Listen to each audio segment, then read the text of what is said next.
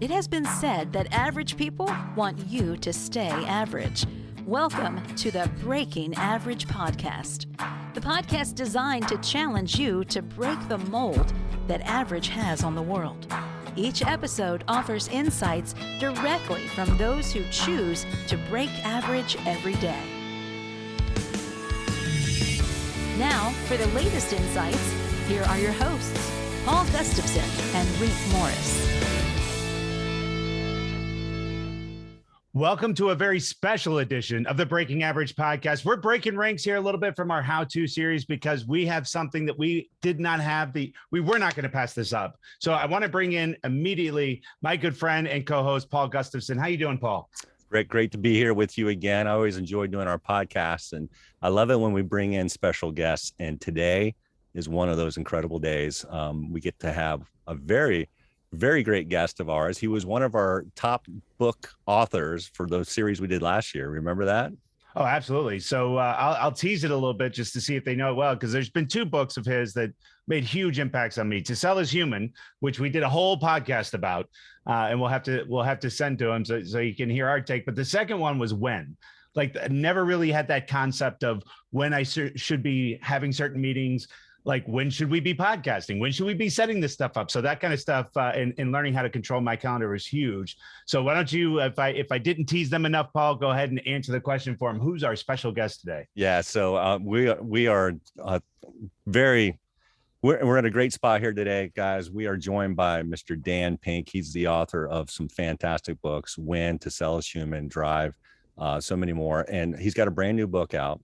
It's called The Power of Regrets, and it's already made an impact with our group here, Rick.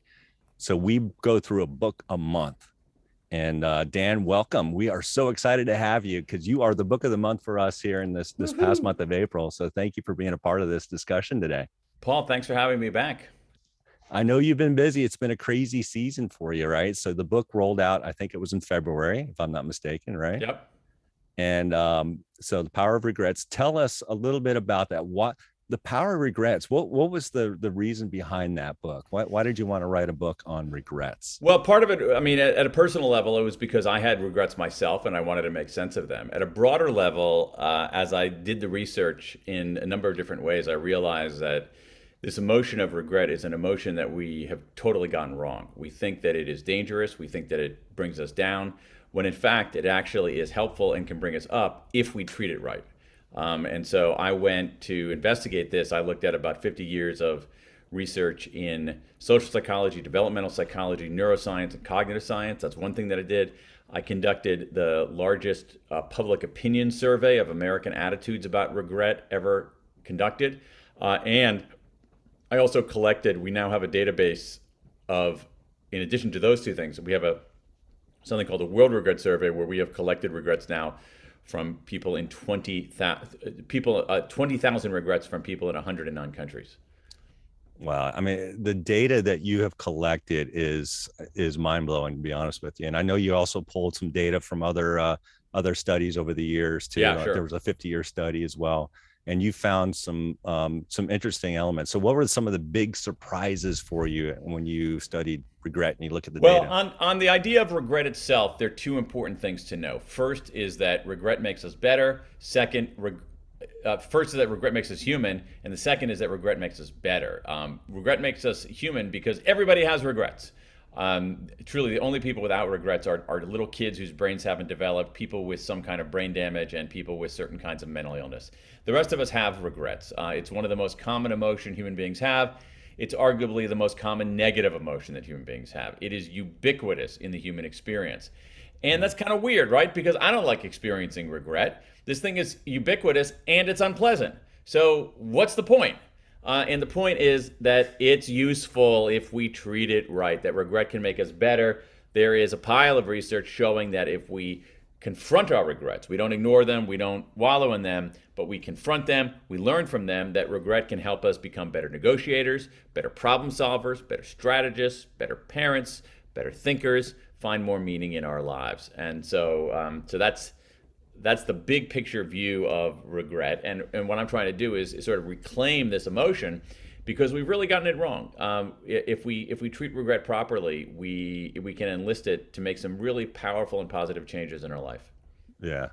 Yeah. And I love how you pull on this. I mean, this is not necessarily a book somebody's going to want to write initially. And I remember you and I had a conversation with another group not too long ago, and you shared that you started down a different path before you wrote this book. Can you give us a little bit of backstory on that? Yeah, I mean, I was actually writing a different book altogether. And then I had this moment in my life, keyed in part to one of my daughters graduated from college, where I realized all of a sudden that I was at a point in my own life, to my surprise, where I had mileage on me, where I had room to look back. And suddenly there was a couple of decades to look back on. And that was kind of frightening. And when I look back, I realized I had some regrets, but I also had plenty of time, I hope, to look forward. And I wanted to know myself how to use what the mistakes and learnings that I have from the past and apply those in the future. And so I became so obsessed with this idea that I threw away the other book that I had a contract for, and truly, and to my very surprise, the editor told him I was going to be working on it. I wanted to take on an entirely different topic in an entirely different way. One of the things I've noticed a pattern of your books is it's really about being a better human, right? So you got Drive to Sell as Human, you've got Win, you've got Power of Regrets. And I think that's what compels us with the books that you've authored and written and speak about. By the way, as great as your books are, I think you're also a phenomenal speaker. So really have enjoyed you several different times. One, you were on the L2L stage not too long ago, a few years back. Yeah, I think on the Win book. And then recently I had a chance to hear you at the Cadre event. But is that part of your passion is to better humans? Is that part of it? I think so. I mean, although to be honest, I think like what really motivates me to do the horrible work of writing a book is my own curiosity and trying to figure stuff out. That to me gives me a sense of satisfaction, is taking something that I don't understand, that we might have actually misunderstood more widely, trying to make sense of it and explain it in coherent and useful ways. And I think that useful part goes to your point, Paul, which is that, what I want to do is two things in each book that I write. I want to help people see things a little bit differently, right? I want to kind of adjust their lenses to help them see the world more clearly. But second, equip them to lead their lives a little bit better. But the initial impetus is my own sense of saying, this is kind of cool. I'd like to figure this out. Something I've noticed, and it's been a trend certainly in the last couple of books too, is you're connecting a lot of different researches together, right? A lot of different studies together. Is that something that we're hoping to see more of? Because it seems like a lot of research is done on different islands, right? And so some people aren't even aware of the conclusions that are being drawn to. So is that something that it seems like you're leading that charge a lot more? Well, I don't know about that, Rick, but I mean, I don't know whether I'm leading that charge, but what you're saying is exactly right, and it's it's sort of a frustration for me as a citizen and an opportunity for me as a writer. So, because what you have is, especially in the world, you're so right, in the world of academics, this is very, very true, very, very clear in the book When, where you had research being done in that particular domain, the science of timing. You had that research being done in literally like 20 different disciplines. And in some cases, they were asking identical questions. But the biologists were not talking to the economists, and the economists were not talking to the epidemiologists. And so sometimes it takes an outsider to see the connection. Sometimes if you're too immersed in a system, you don't see how it connects to you don't see how it connects to anything else. And that was sort of true on regret. There was less. The research on regret was less sprawling than the research on timing, and yet you did have different domains. I mean, you had developmental psychology, which is like people doing research on 5-year-olds, but then you had also the first stirrings of research on regret were done by game theorists during the Cold War, and so certainly the game theorists and the child psychologists are not talking to each other. even though they both have something to, both have something to offer to each other. And even to some extent, the people in the biological sciences are not talking so much to the people in the social sciences. That's changing a little bit, but there's not nearly as much. There's not nearly as much. The bridges are far fewer than you would think. Yeah, I want to pull in just a minute, just sort of the approach that you take to develop and gather that research, because I think that's phenomenal what you did for this one. But before we do, I want to just share a few of the things that, I mean, there was a bunch, right? I love the book because you share some of these really, people are very vulnerable, right? They share some of these stories that perhaps most people would just say, no, I don't want to share that, but they're living with it. And you've given them just a safe place to be able to share it. And what are some of the ones that kind of pop for you that you keep thinking about?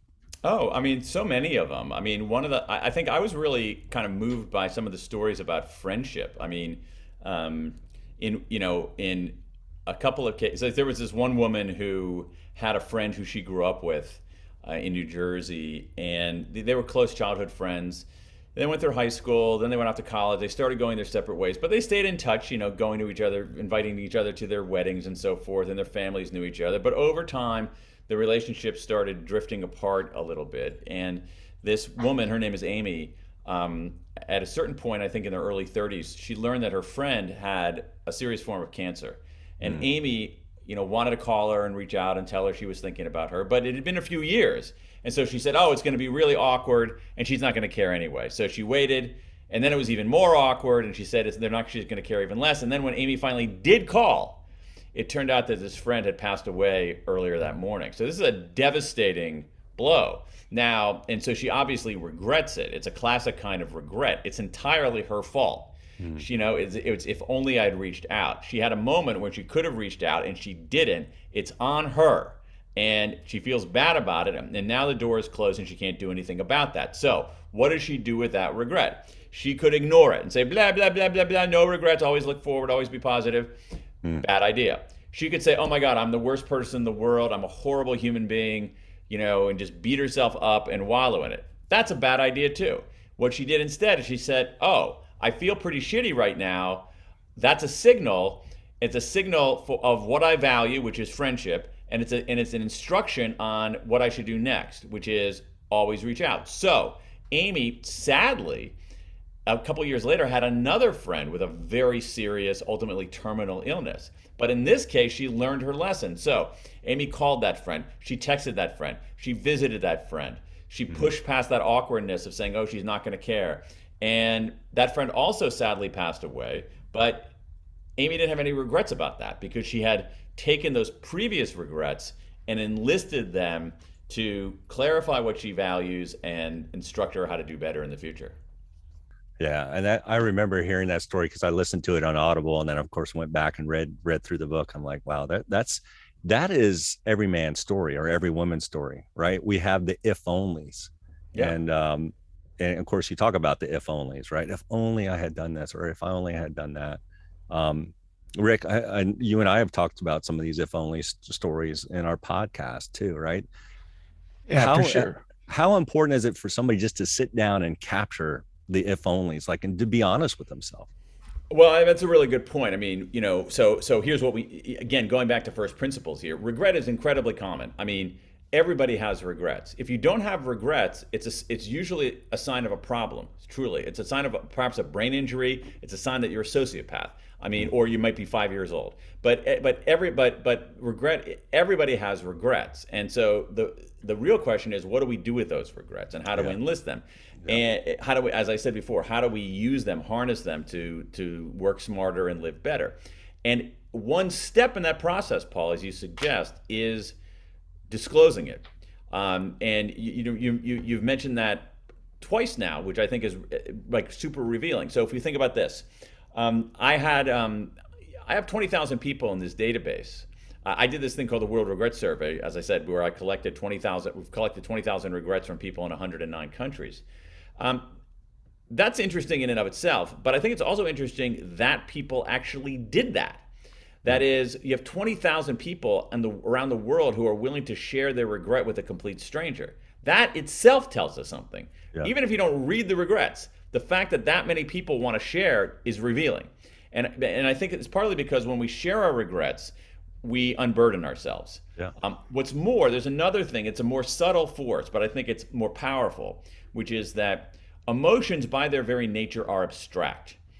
And that's what makes positive emotions feel good. It's what makes negative emotions feel bad. But when we convert those, when we write about our regrets, as you're suggesting, talk about our regrets, we convert them from that abstraction to something concrete, to words.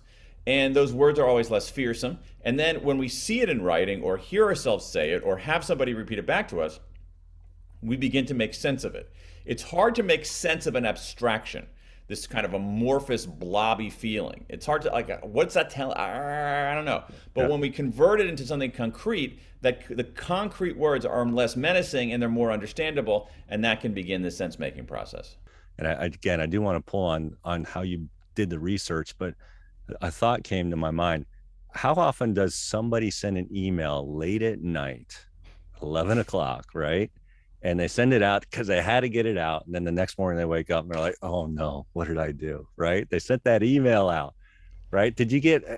Were there many of those in the database? I can't remember. There were not that many, but part of that, Paul, is that I only asked for one regret. And so when people think about their biggest regrets, that ill-considered email is probably not it. It's more things like, there was a person I liked really liked 20 years ago, and I wanted to ask him or her out on a date, and I didn't, and I still feel like a wimp for that. I wanted to start. I've been in this lackluster job for 25 years, and I've always wanted to start a business, but I chicken out every time I start to do it. Regrets about reaching out, regrets about being immoral at one point in their life, regrets about not saving enough money. Those kinds of things are really what top the list. Yeah. So let's talk about the how you really came up with this research approach, right? So you've already revealed a little bit there in terms of, hey, I'm only asking one question. Yeah. Because otherwise, on the World Regrets, on both of them, on both the American Regret Project, which is a large public opinions poll, I asked people to share one of their biggest regrets. Then I asked them to put it in categories, and I asked them a bunch of other general questions. In the World Regret Survey, all I did was ask people to share one of their regrets, one of their big regrets, and then to tell me. It was anonymous, although people could opt in to be interviewed. Share one of your big regrets. Tell me, where you live, your gender identity, and your age. And those are two different approaches. The first one I was trying to crack the code about, are there differences demographically in what people regret, asking various questions about things like, and I didn't find that much, which is kind of interesting. I did this very comprehensive public opinion poll with the very goal of finding demographic differences, and there weren't that many. And even things that I thought were going to be valuable and instructive ended up not being useful. One example would be like, I figured that whether somebody believed in God was going to shape their approach to regret. And so I asked people a question: which of these best describes your belief? I believe in God. Which of those best describes you? I believe in God. I don't believe in God. I'm not sure if I believe in God. All right. And overwhelming, a huge majority of people believed in God, but there was nothing about belief in God that predicted anything about people's regret. I asked about introversion, extroversion. I know I didn't assess them, but I had them self-categorize. I figured introverts and extroverts are going to have different kinds of regrets and different approaches to regrets. None. Wow.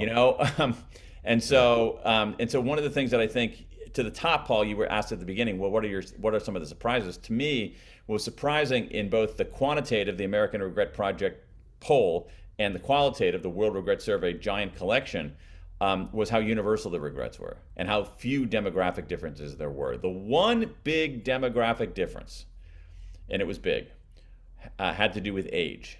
And what it showed was this, and it's a very powerful, for me, it was in our quantitative piece, it was like a very, very robust finding. And we also had, it's also consistent with what a lot of others have found, which is this. When we are young, say in our 20s, we have about equal numbers of regrets of action and inaction. Regrets about what we did and regrets about what we didn't do. However, as we age, and not even age that much, into our 30s, and then certainly 40s, 50s, 60s, and beyond. The inaction regrets take over. Wow. As we get older, inaction regrets are essentially double action regrets. That is over time, what really haunts us are the things we didn't do, not the things we did do. That's really interesting. I'm sorry, I've got to run with that one for a second, Yeah, because go there's for so it, many yeah. times, now too, that people, when they're getting vulnerable, they regret certain actions maybe that they have done, as you were talking about. You said, maybe they were immoral, maybe they've done, these types of things. Were you able to draw any additional conclusions around that? Is it because if you're regretting the inaction more so than the action, that means you're cool with the things you've done prior to that for the most part, right? And that largest piece is the inaction. Well, there's something to that. So I think that you're offering the beginning of an explanation for the phenomenon, Rick.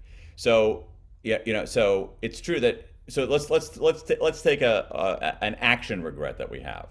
There are different ways to deal with action regrets. We can not resolve them, but we can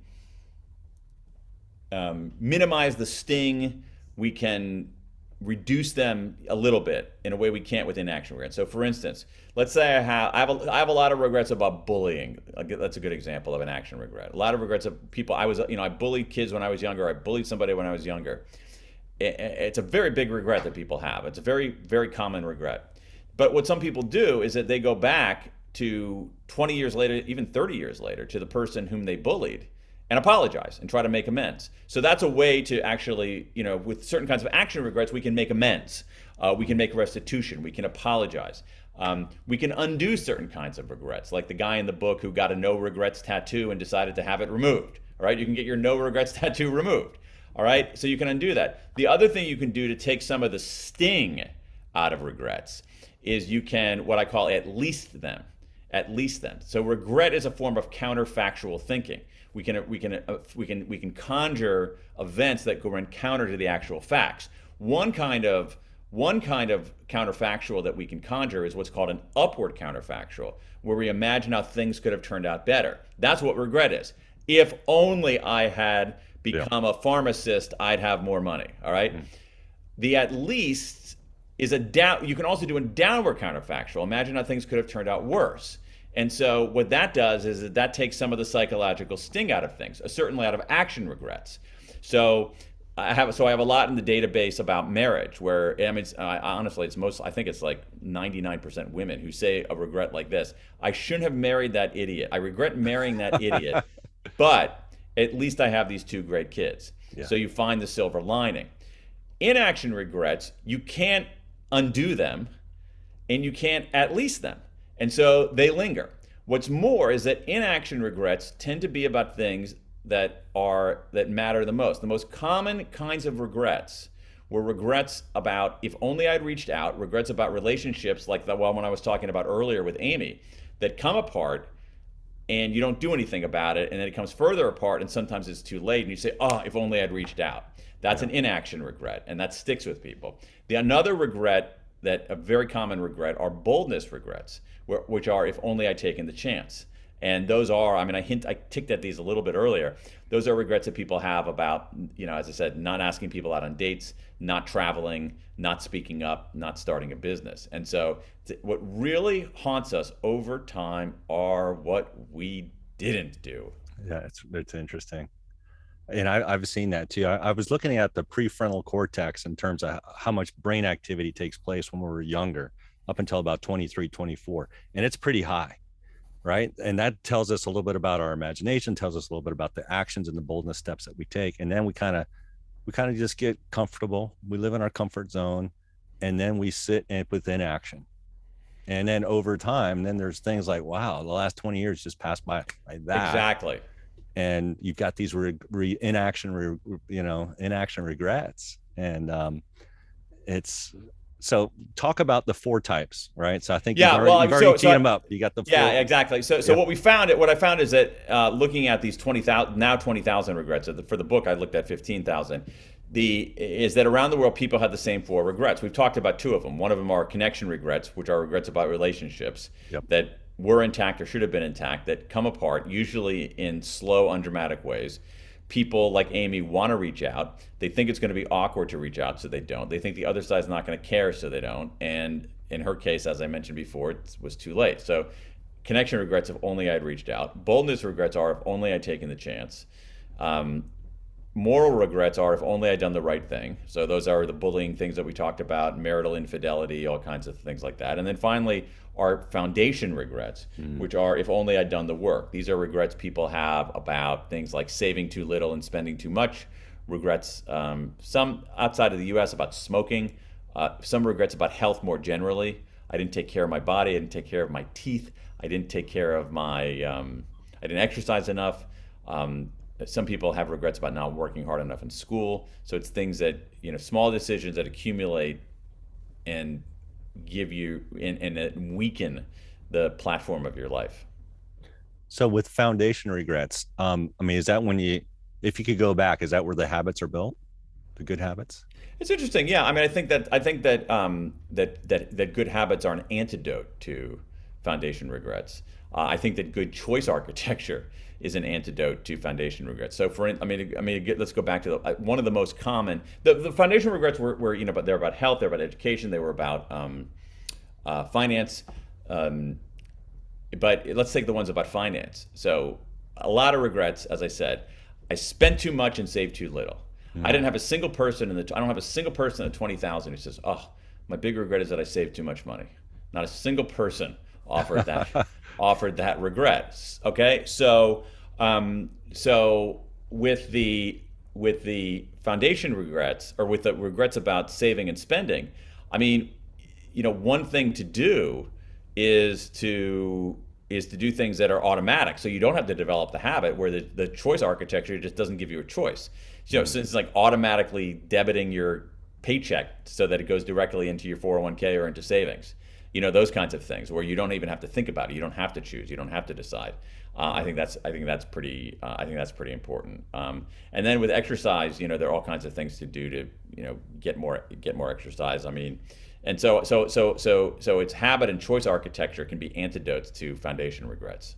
And I love how you pivot in the book too. So we talk about it, and just to clarity, guys, we all have regrets. We've all experienced regrets. We have them, and we should capture those. We should think about them. We should reflect on the things that we, whether they're foundation regrets or boldness regrets, moral regrets or connection regrets, we all have them. But I love how you pivot in this book and you talk about, hey, this is your own question, by the way, so I get to ask you this question. Yeah. It's okay. If regrets make us human, how do we enlist them to make us better, more satisfied people? Well, we talked a little bit about this. The first step is basically treating ourselves better. A lot of times when we have regrets, we just lacerate ourselves. Yep. We beat ourselves up. That's a really bad idea. It feels morally virtuous sometimes to be self-critical and just, incredibly mean to ourselves. But it doesn't work. It's a bad idea. It's a bad idea. I don't care if you get your feelings hurt. I care about whether it works or not.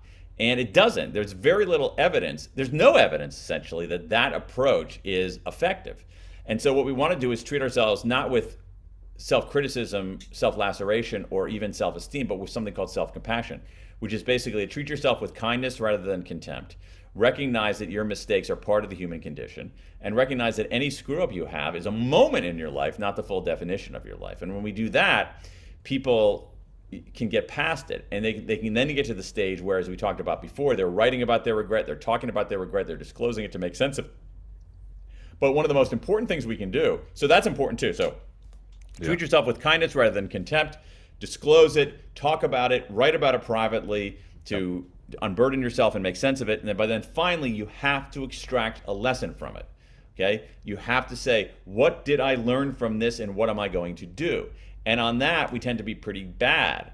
We're pretty bad at solving our own problems. So what we want to do there is some self-distancing, get some remove from it, and do things like talk to ourselves in the third person, or or use the famous Andy Grove, the former CEO of Intel, his question in business, which is, what would my successor do?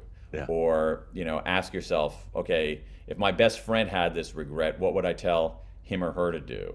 and then do that. And so this process, this is really the habit that I want people to develop, Paul, which is that dealing with negative emotions, no one ever teaches us how to do it. So it's far from a habit. But if we have this habit, oh my gosh, I'm feeling regret, I have a negative emotion. Here's what I do. I treat myself with kindness rather than contempt.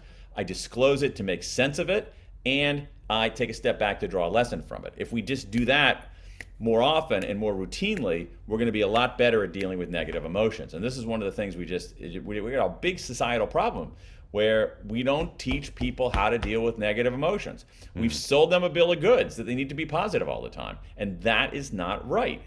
It's unscientific, and it's a bad blueprint for living. Negative emotions are part of life. Yeah. And they can be a useful part of life if we treat them right. But no one ever teaches us how to. I didn't know how to deal with them. I had to write a freaking book to learn how to deal with them. Yeah. Yeah, this is what's phenomenal, right? So I've always thought, well, think positive. But right? that's all. But yeah, go ahead. Here's the thing: positive thinking is okay. There's nothing. I'm not saying never think. What I'm saying is is like we have to be a little bit more nuanced. Have to be a little bit more subtle. Yeah. Positive emotions are great. I want to have a lot of positive emotions. People should have more positive emotions than negative emotions. In many cases, positive thinking is effective, but it can't be the only tool you have in your box. It can't be the only investment you have in your portfolio. That's right. That's a bad idea. Negative emotions are useful. Without them, we wouldn't survive. Think about, let's take a negative emotion, fear. Imagine if you didn't have fear. You wouldn't survive. Yeah. Why do people experience anger? Okay, anger is a negative emotion. It has some uses to it. Anger helps us understand what's right or wrong. And if there's an injustice, if we're not treated well and we get angry, we do something about it, right? So anger, again, anger has a usefulness to it. And so in our portfolio of emotions, we want some negative emotions because they're useful. The way to lead a good life is not to have a portfolio of only positive emotions. You're going to fall short. You're leaving capacity on the table. You're leaving growth on the table. Regret helps us if regret treated properly, helps us learn and grow. So all these folks I have with tattoos, from the book, Paul and Rick, that I got all these people with tattoos that say no regrets, but it's like, they might as well put a tattoo on their arm that says no learning. You want that tattoo? No growth. Yeah. No progress. Yeah. So we need to just actually recalibrate our understanding of negative emotions in general and this negative emotion in particular. Yeah, and I love it because it ties with this idea of evaluated experience, right? So we all want experience. We've had our falters and we've fallen and we've tripped up, but boy, if we could just take a moment and understand, why did we fall? Why did we falter? Why did that anger us? And I love how, like, Martin Luther King Jr., I was listening to TD Jakes. He's got a book out on, I forget what it's called. It's about speaking. And he says, look what Martin Luther King did. He taught us not how to respond to injustice with, aggression, but how to respond with words. And I love that because it gives you a new flavor. Like, wait a minute, take time. It's like emotional intelligence. Take time to understand this, learn from it, and then, boy, you can really leverage that. And rather than living with a regret later, you learn from that emotion and be able to make something positive out of it. Well, I mean, the book by Daniel Kahneman, Thinking Fast and Slow. Love that book. And we know that when we think fast, when we make intuitive judgments and so forth, we often make mistakes. But when we go to that second system, when we think about things, we're deliberate, we make better decisions. And I think that regret done properly offers a kind of a break in our thinking. Yeah. BRAKE, break in our thinking. It offers a break on our thinking. It slows us down a little bit. This is why there's some very interesting research showing that if we let me be specific. If we think about mistakes we make there's an interesting paper on what's called escalation of commitment to a failing course of action. Okay, so let's say, well, I've invested, $100,000 in this business and it's totally gone south and it's terrible. But what I should do is I should invest another $100,000 to try to save it. All right, even though it's clear that the whole thing is a useless enterprise. If you reflect back on other times that you've escalated commitment to a failing course of action, and you say, and regret it. Like, let me think about a time I regretted escalating my commitment to something. All right. So you invite that negative feeling. You avoid that problem in the future. Negotiation is great. There's a lot of research on negotiation. If you think about the last time you did a negotiation and say, what do I regret about that negotiation? Once again, you invite this negative emotion. You don't bat it away, pretend it doesn't exist, and you don't want, you invite it. Come and get me. All right. Yeah. You invite that negative emotion. What do I regret in that last negotiation? You invite it and you feel bad about it. Yeah. You do better in the next negotiation. You do better. That's right. And so, again, we don't I just want to emphasize, I don't want people to have a portfolio of only negative emotions. It's terrible advice. That's a miserable life. Yeah. But negative emotions serve a purpose. We have to understand that. Negative emotions serve a purpose. And there's a lot of research behind this. And the problem is that there's a gap between what the research says and what people have been taught in popular culture, which is they need to be positive all the time. There's a whole line of so you mentioned optimism, Paul.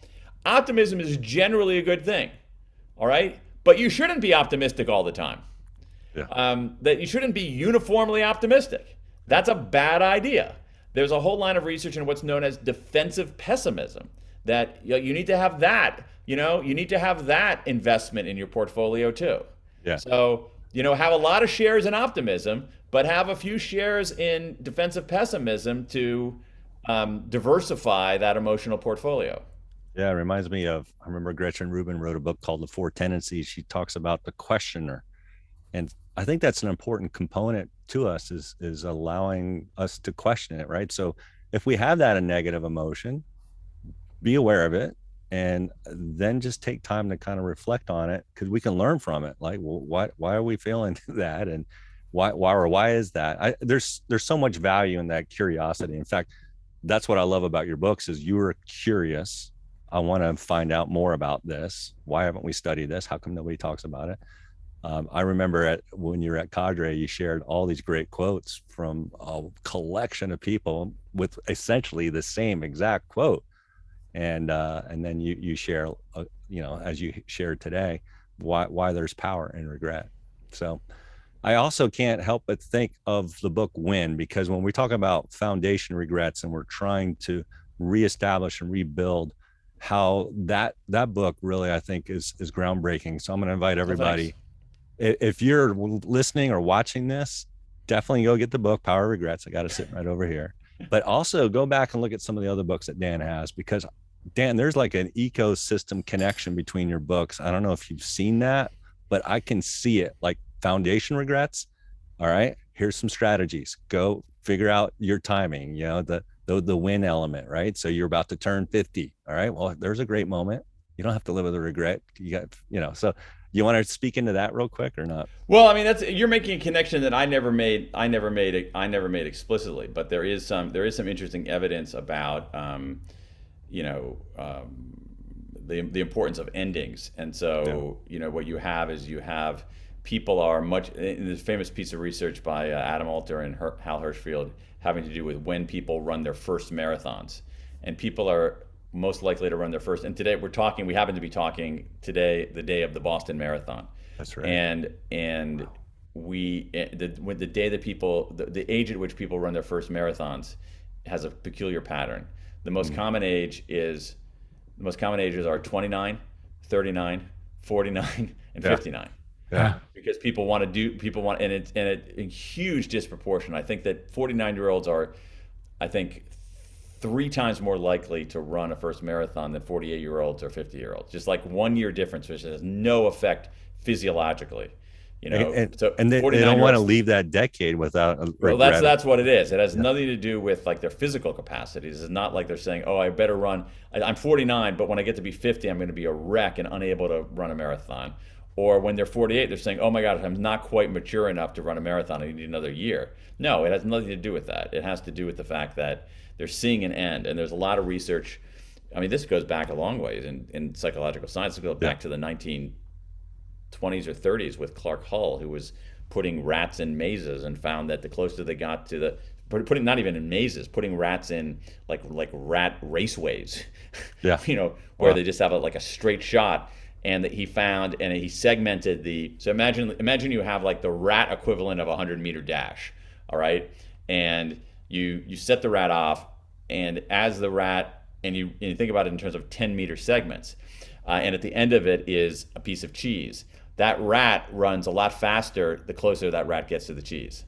The more they get to the end, the more that they actually bring it. There's some really, really interesting Wow. evidence of that, and just a really curious piece of research on when people run their first marathons. I love this. I'm looking at the chat too, and Barry Smith asks, "Boy, it would be great if I wonder if Dan has ever thought about writing a book on the power of curiosity." And you're talking about curiosity right there. So, but we're running out of time. So, Rick, any quick thoughts that you want to share here? That I mean, there's so much to pull from here in this discussion. We're going to go tip and challenge. Just go straight there. We can, but I do want you to get to the pre-mortem, Dan. I want you to share that because that was so powerful. You share that, and when you share that with this book as well, you actually really reveal a pre-mortem for us. When you thought about, there was a point earlier I wrote, pre-mortem, the look ahead comment where you said, I look ahead. That's your pre-mortem, right? Yeah, well, pre-mortem is an idea from Gary Klein. It's powerful. I do it myself for every big project, and it's basically this: a post-mortem is when body has there's a dead body and you investigate why the body died. A pre-mortem is when you do that before the body dies. So you think about, let's say you're working on a big project and you project yourself out 2 years from now. It's 2 years from now, this project is a total failure. Guys, what went wrong? And you talk about that. And then you list the things that went wrong, and then you get back in your time machine to the present, and don't do those things. That is, you have anticipated what you're going to regret. It's a great technique. It's one I use I use it for every single serious project that I do. Yeah, I love it. Like I told you last time, before these calls, especially when we have somebody like you on, we do a pre-mortem because there's definitely things, right? Things happen, and you just gotta be ready for it. But it's so cool. I've enjoyed it. Rick, any thoughts with Dan before we get to our tip and challenge? I have a really dumb softball question, but you said that you started down this one path of writing the book and you completely abandoned that and went to the other one. So did you regret that move? No, I didn't. Because again, like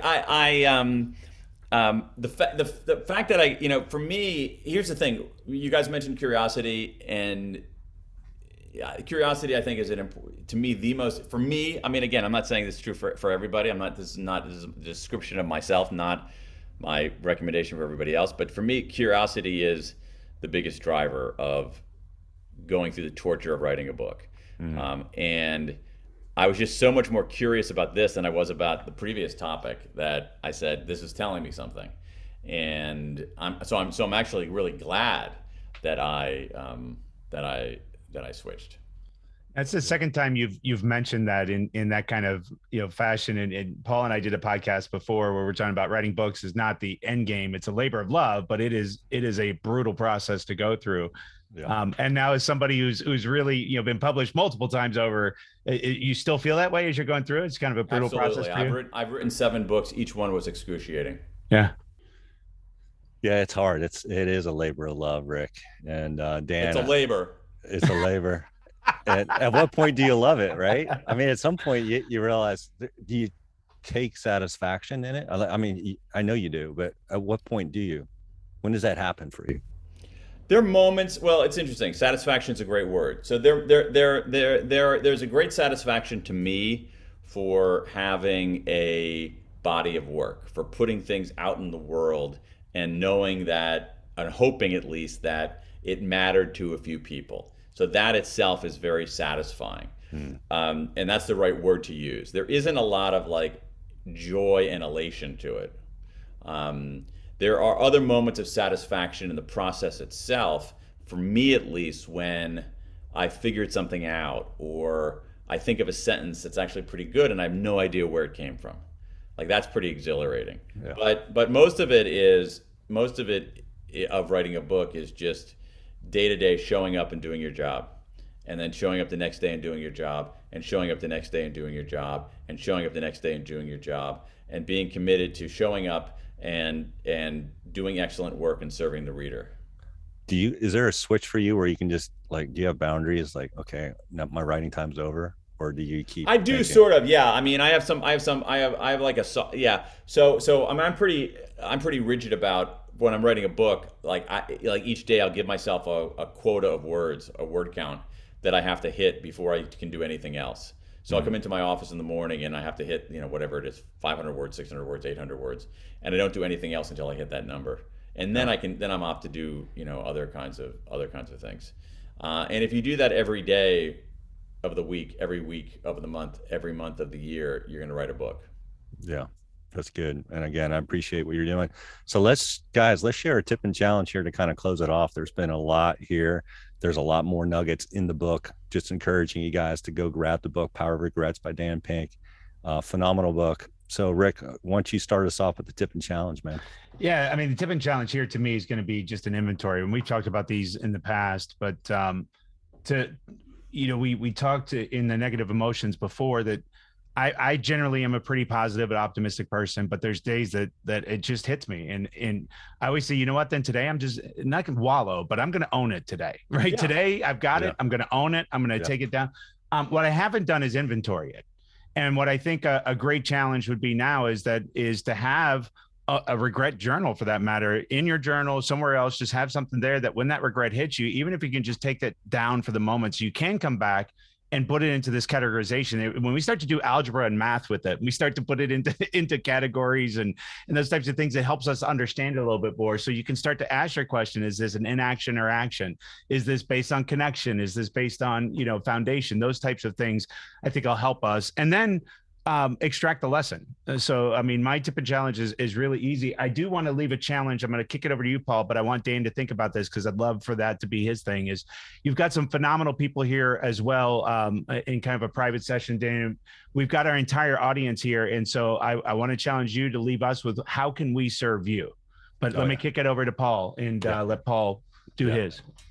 Yeah, it's great. And my tip and challenge is really super simple and quick, but this has been fantastic. And I would say, I would encourage everybody, look at your if onlys that you have, because we all have them.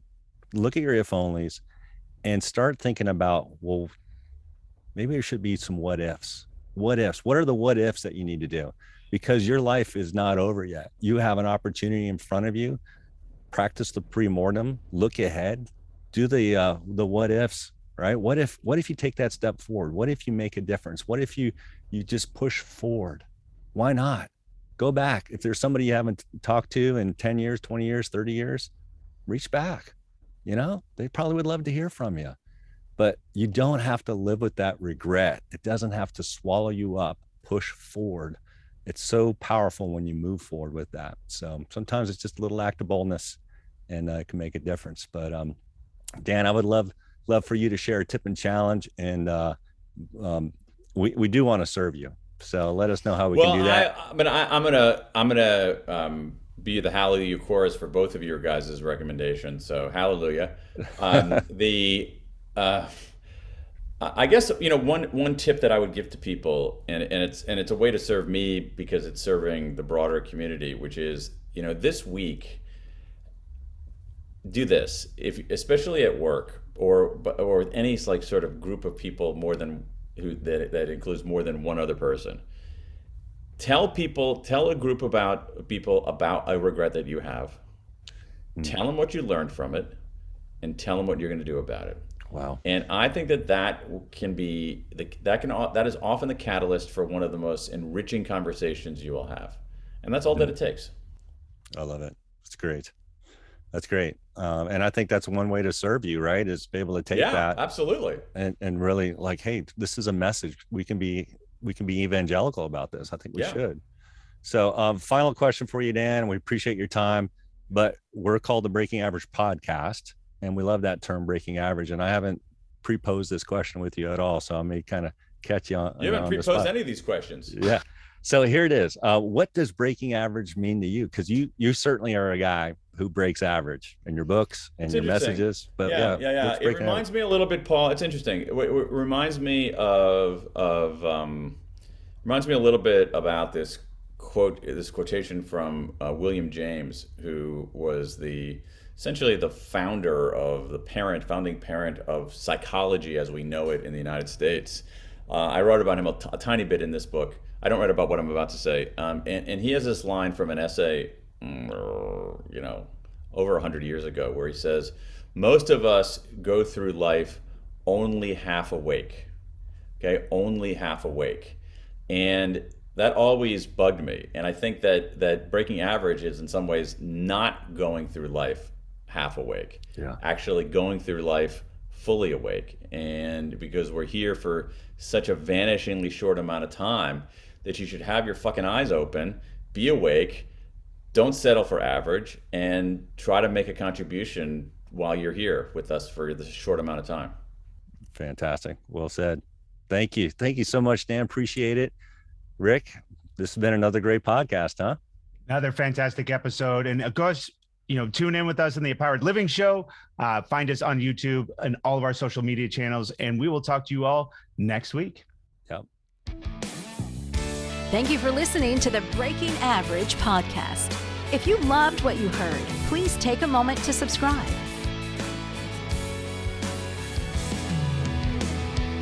All opinions and comments expressed in this podcast are those of the participants and do not reflect the opinions or views of any of the advertisers, producers, or platforms.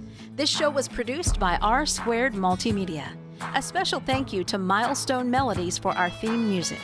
As you continue your day, what is one action that you can apply from this podcast to your life? Tune in for our next episode as we continue to challenge everyone to break average.